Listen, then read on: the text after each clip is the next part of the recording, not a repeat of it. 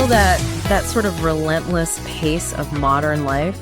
You know, waking up and your mind's already racing? Oh, absolutely. Feeling behind before you even get out of bed. Exactly. Or you end the day just feeling completely wiped out, pulled in all these different directions. Work, home, social stuff, the phone buzzing constantly. It's a really common feeling, that sense of being perpetually kind of on edge.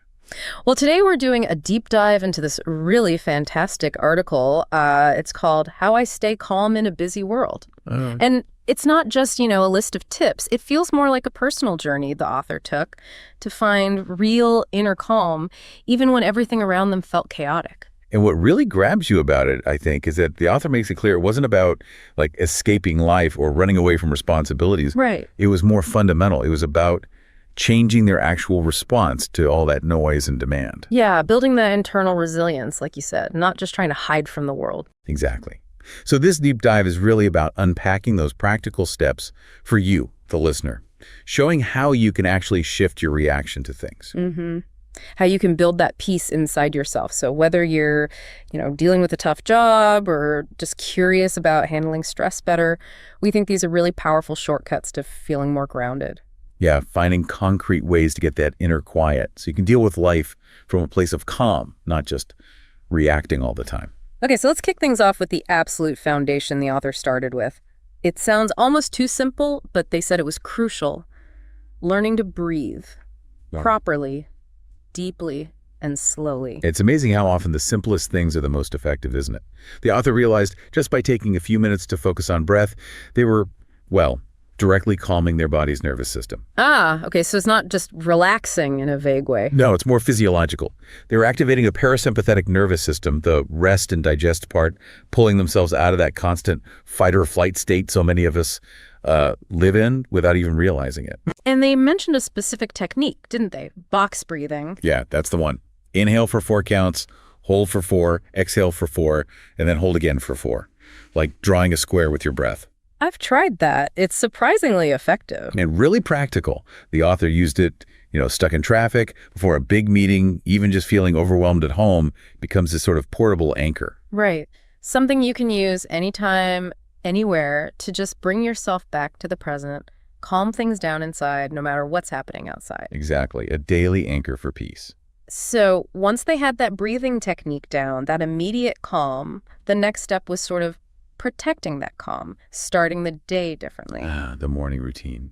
They talked about how they used to wake up and immediately reach for the phone, emails, news, messages. Oh, I know that feeling. Instant anxiety. Yeah. Already behind. Totally. So the new routine was the complete opposite. 10 minutes of silence every morning. Just 10 minutes. Yep. No phone, no screen. Just sitting quietly, maybe with coffee or tea, just watching the light. Simple. Wow. That takes discipline, though. It does, but think about the payoff. They said sometimes they'd jot down a thought or a goal, but often it was just letting myself exist without doing anything. That phrase is powerful. Letting myself exist. Isn't it? It's about choosing how you start before the world starts making demands on you. Right. You set the intention for the day. Calm, not chaos. And that feeling, that reminder that you don't have to rush, it can actually carry through the whole day. Prioritizing yourself first. So we've got breathing for in-the-moment calm, the morning routine to set the tone. But what about all the stuff coming at you? This next one, setting boundaries and saying no, that can be tough. Oh, definitely. The author admits it wasn't easy. Yeah. I mean, we live in a world where everyone seems to want a piece of your time, your energy, your attention. Yeah, and the default is often saying yes. Right. To avoid disappointing people. That was the author's old pattern. Saying yes to everything. Mm-hmm. But the big realization was, by doing that, they were constantly disappointing themselves. That's a key shift in thinking. It led to being tired, irritable, classic burnout. So the change was learning to say no, politely but clearly. Not being aggressive, just firm, respecting your own limits. Exactly. And it wasn't about being selfish or unhelpful. It was about making space for what actually refuels you rest. Hobbies, time with people you care about, just quiet. It underlines that idea that self-care isn't an indulgence, it's self-preservation, really, for your mental health. And interestingly, the author found that when they started valuing their own time like that, other people started respecting their boundaries more too. Yeah. Kind of ripples outward. That makes sense. Okay, so from internal boundaries and external boundaries, let's talk about reconnecting with something bigger, nature. Yes. The author described nature as this unique source of calm, something you just can't get from a screen or, noise-canceling headphones. It feels almost primal, that need, doesn't it? It really does. And the practice didn't have to be complicated. Just short walks in a park, sitting under a tree, even near a fountain or a river. But the key part, they stressed, was leaving the phone behind. Crucial. To actually engage your senses fully. Hear the birds, feel the wind, smell the damp earth or flowers. Being with nature, not just walking through it while distracted. Yeah, being present. And there was this lovely lesson the author took from it. Watching trees, thinking about how they aren't rushing, yet everything gets done. It's a powerful reminder for us humans who are always hurrying. Nature has its own rhythm. It can definitely calm our frantic pace. For sure. Okay, let's shift gears a bit. Let's talk digital life. Information overload. That's a huge source of anxiety for so many people. Oh, massive. The internet, news feeds, social media. It's just this constant barrage of opinions, bad news, endless stuff to scroll through. The author definitely felt that anxiety. So what was the solution? Just unplug completely? Not entirely, but becoming much more mindful. Treating information like a diet. You choose what you consume. How did that work practically? They set a specific time limit for news, like 15 minutes a day, and then stopped. But importantly, they also did a digital clear out. Unfollowing things. Exactly. Unfollowing accounts that made them feel angry or inadequate or just overwhelmed, and then consciously replacing them. Replacing them with what? With things that felt peaceful. Uplifting quotes, calming music pages, beautiful nature photos, actively curating their feed for positivity.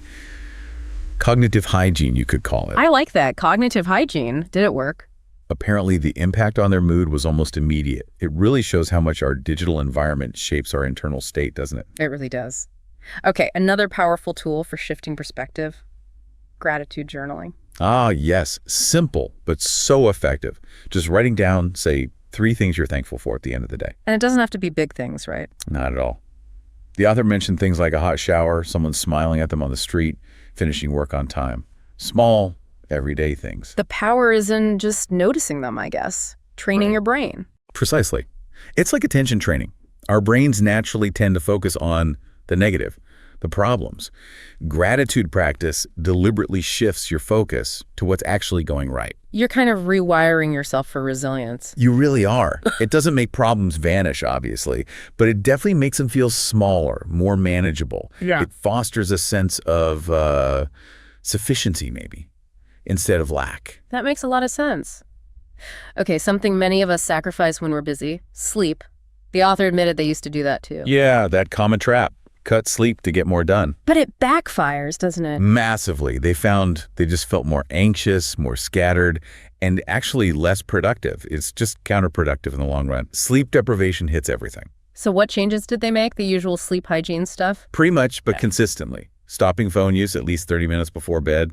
That's a big one. Reading a physical book, maybe listening to some calm music. Creating a wind-down routine. Exactly. They even mentioned using lavender oil, making sure the bedroom was tidy and dark. Small things that signal to your body and mind that it's time to rest. And the benefit? Huge. Better sleep improves mood, focus, patience. Basically, everything feels a bit easier when you're properly rested. It's the ultimate reset. Okay, last one, and it's a lovely one. Feeding the soul. Making time for joy and creativity. Yes, this is so important. The author stressed that even when life feels overwhelmingly busy, you need to nourish this part of yourself. It's not optional. Not a luxury. What kind of things did they mention? Really relatable stuff. Things they enjoyed, painting, even just for fun, dancing around the living room, cooking with music on, allowing themselves moments to just laugh or be silly. Things that feel like play almost. Exactly. Things done not for productivity, but for pure enjoyment. And the point was, these activities didn't drain energy, they actually created it. That's a great way to put it. A reminder that life isn't just about ticking off tasks. It's about feeling alive, isn't it? Connected, nourished. Which maybe leads to a good question for you listening. What brings you that feeling? And are you making space for it? Good question. So bringing this all together as we wrap up this deep dive, the core message seems to be that staying calm isn't about checking out of life. Not at all. It's about intentionally, consciously building that calm within yourself through small, consistent choices day after day. Yeah, it's that combination of practices, isn't it? How you breathe, how you start your day, what you say no to, what you let into your mind, how you treat your body. It's holistic. It all works together to help you thrive, not to survive in a busy world. So the takeaway for you right now, you actually have the power to cultivate this peace even when things feel loud and demanding. I love this line from the author. Which one? Calm is not a destination, it's a practice. And like any practice, it gets easier with time. That's really hopeful, isn't it? It takes the pressure off getting it perfect right away. Exactly. So maybe just take a deep breath right now. You really do deserve peace, even in this noisy world. And it starts with how you choose to care for yourself today.